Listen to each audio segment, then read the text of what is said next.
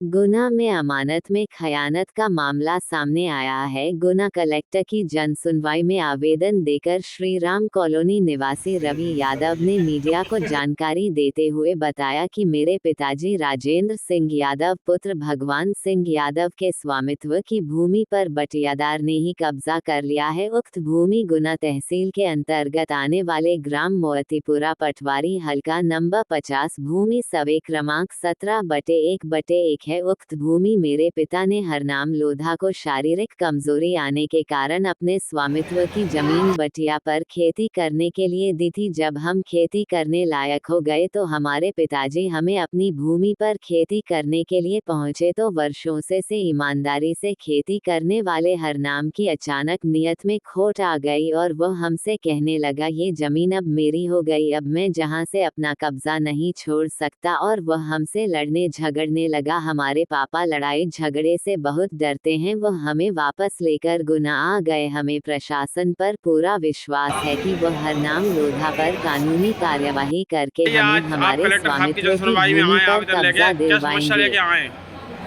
मेरी ये समस्या है कि मेरे पिताजी की ग्राम मोतीपुरा में भूमि है। कितनी भूमि पटवारी है? हल्का नंबर 50, रकबा 1 हेक्टेयर, भूमि नंबर 17/1/1। मेरे पिताजी की 5 बीघा भूमि है, जिस पर हरनाम सिंह को बटिया से दी थी। बटिया से देने के बाद कुछ समय से पिताजी वहाँ पे देखने नहीं गए तो वो कब्जा करके बैठ गया। अब मैं फसल बोने गया तो मुझे वहाँ से भगा दिया गया। ये बोल दिया गया कि ये ज़मीन मेरी है, जबकि मेरे पिताजी के नाम से ये ज़मीन आ रही है।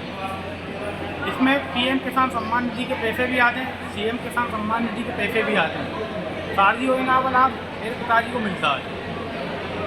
क्या नाम है आपका सब? मेरा नाम रवि यादव। कहाँ पर स्थित है ये जमीन? ये ज़मीन ग्राम मोतीपुरा गुना तहसील के अंतर्गत आती है। तहसील के अंतर्गत आती है, पटवारी हल्का 50। क्या चाहते हैं अब आप? हम ये चाहते हैं कि हमारी ज़मीन को कब्जा से मुक्त कराई जाए और आपको पुनः दी जाए? हाँ, हमारे लिए पुनः दी जाए।